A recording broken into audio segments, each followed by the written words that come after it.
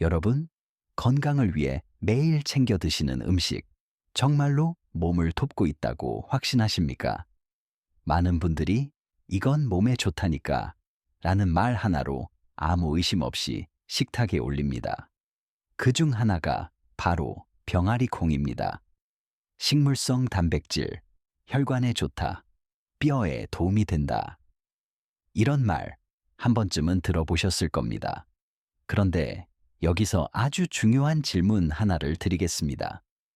지금 드시고 있는 방식이 과연 여러분의 나이와 몸 상태에 맞는 방식일까요? 60세가 지나면 몸은 예전과 같은 반응을 보이지 않습니다.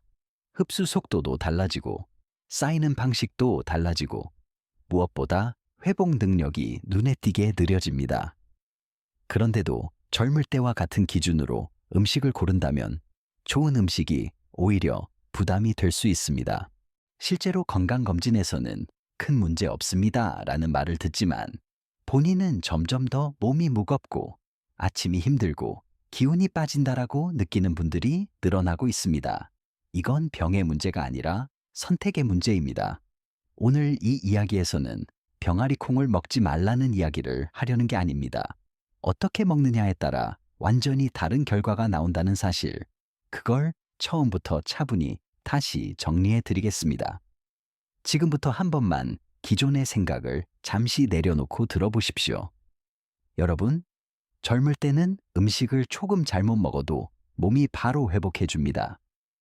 하룻밤 자고 나면 다시 괜찮아지고 며칠만 지나면 아무 일도 없었던 것처럼 움직입니다. 하지만 60세를 넘기면서부터 몸의 태도는 완전히 달라집니다. 이 변화는 갑자기 오는 게 아닙니다. 아주 조용히, 천천히, 그러나 분명하게 진행됩니다. 그래서 많은 분들이 놓칩니다. 돌발 몸은 여전히 움직이지만 처리 능력은 달라집니다. 중요한 건 이것입니다. 몸이 움직인다라고 해서 몸이 잘 처리하고 있다는 뜻은 아닙니다. 나이가 들면 가장 먼저 달라지는 건 소화와 흡수의 속도입니다.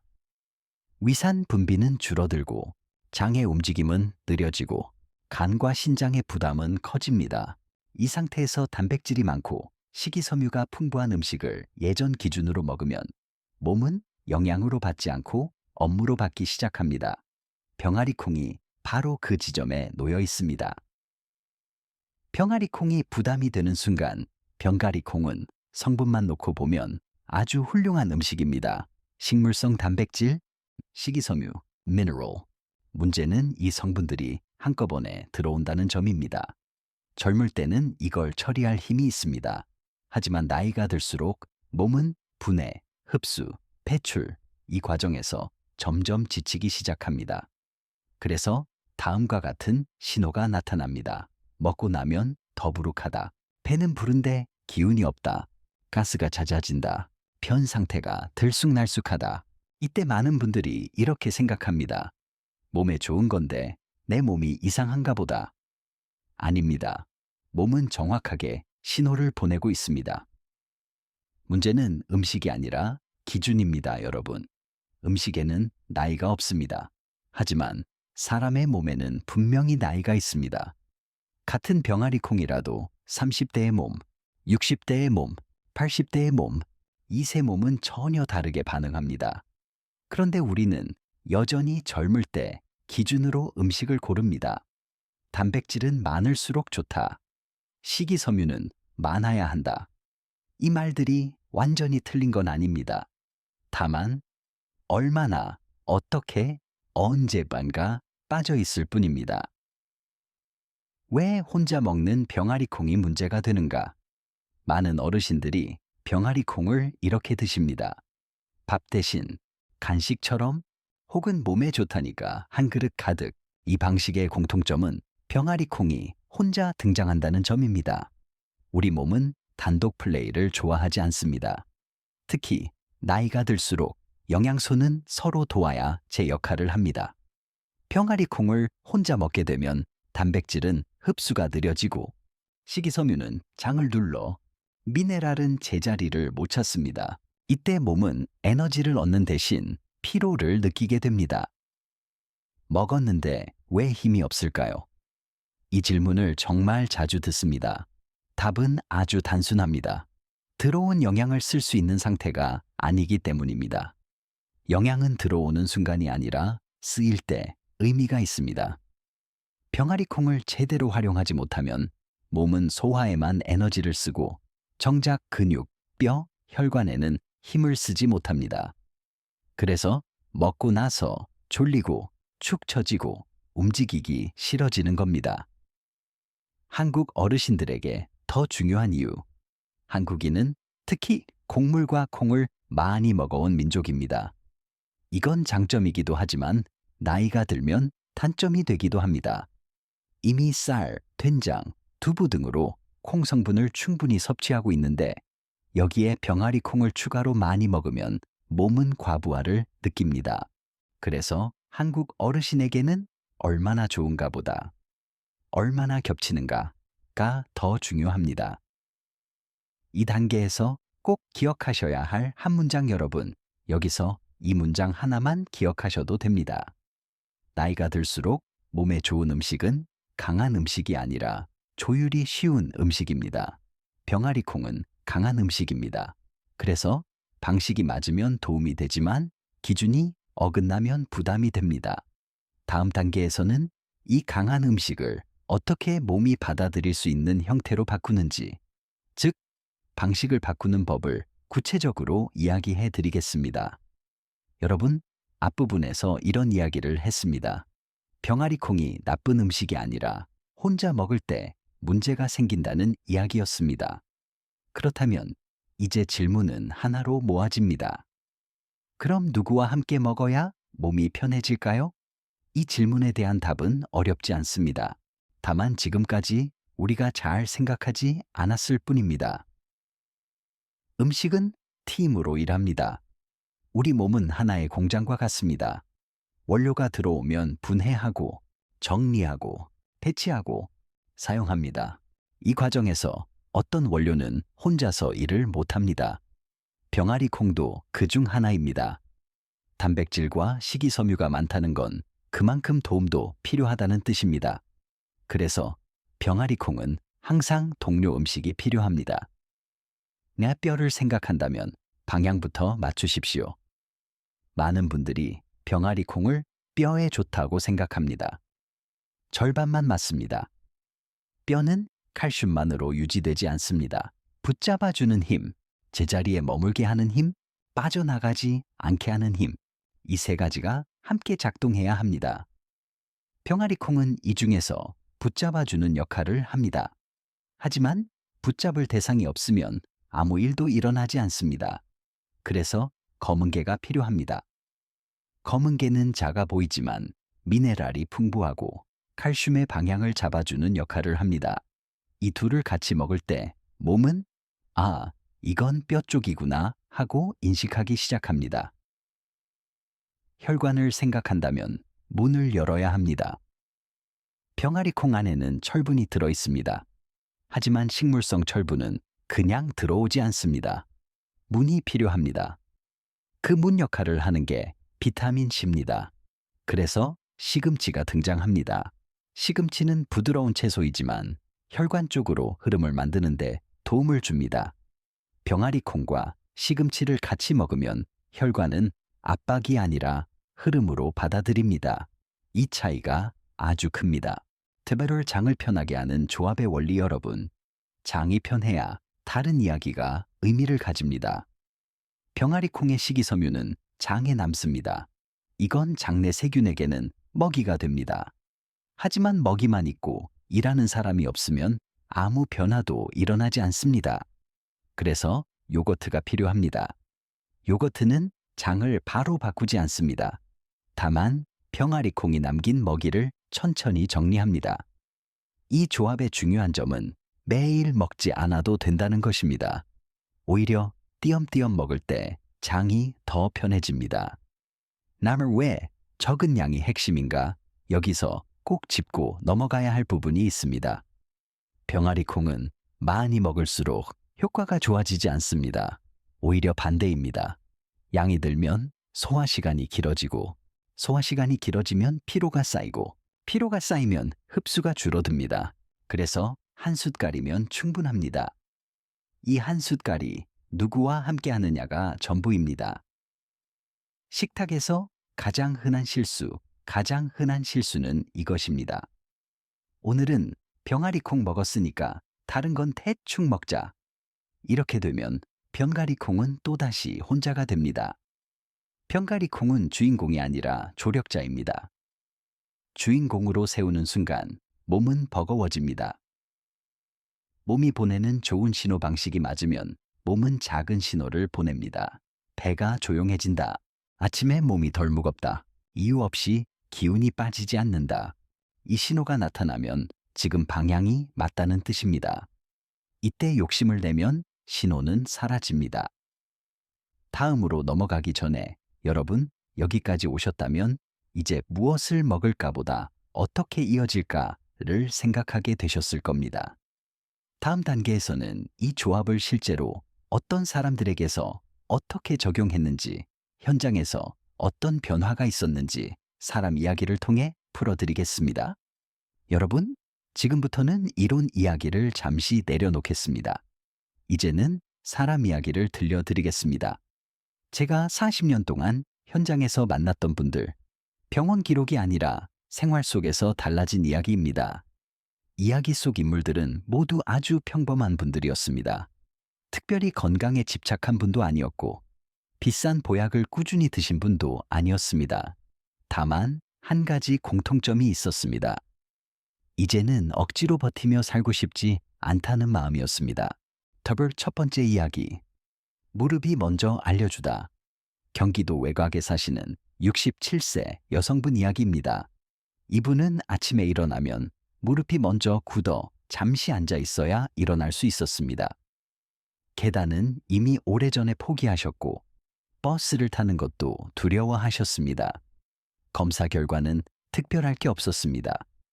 나이에 비해 조금 약하다. 그 정도였습니다. 그런데 본인은 분명히 느끼고 계셨습니다. 이건 조금 약한 게 아니라 점점 무너지는 느낌이다. 이분께 제가 권한 것은 새로운 약이 아니라 식탁의 순서였습니다. 병아리콩을 매일 먹지 않아도 좋으니 검은게와 함께 먹는 날을 정해보자고 했습니다. 처음 2주 동안은 아무 변화가 없었습니다. 하지만 3번째 주부터 아침에 무릎을 잡고 숨을 고르는 시간이 줄기 시작했습니다. 완전히 낫지는 않았는데 덜 겁이 나요. 이 말이 가장 정확한 표현이었습니다. 특별히 2번째 이야기. 숨이 먼저 달라지다. 서울에 사는 71세 남성분입니다. 이분은 조금만 걸어도 숨이 차서 자주 멈추셨습니다. 본인은 체력이 떨어졌다고 생각하셨습니다. 하지만 문제는 체력보다 혈관 쪽이었습니다. 이분께 병아리콩을 시금치와 함께 국처럼 드시게 했습니다. 기름 없이, 자극 없이. 한 달쯤 지났을 때 이분이 이렇게 말씀하셨습니다. 걸을 때 가슴이 먼저 열리는 느낌이 납니다. 이 표현은 의학 용어로 설명하기 어렵습니다. 하지만 몸은 아주 솔직합니다. 숨이 막히지 않는다는 건 흐름이 조금씩 풀리고 있다는 신호입니다. 3번째 이야기. 장이 조용해지면 얼굴이 바뀝니다. 부산에 계신 66세 여성분 이야기입니다. 이분은 오래된 변비로 고생하셨습니다. 약을 먹어도 그때뿐이었고 배는 늘 불편했습니다. 병아리콩과 플레인 요거트를 함께 드시게 했습니다.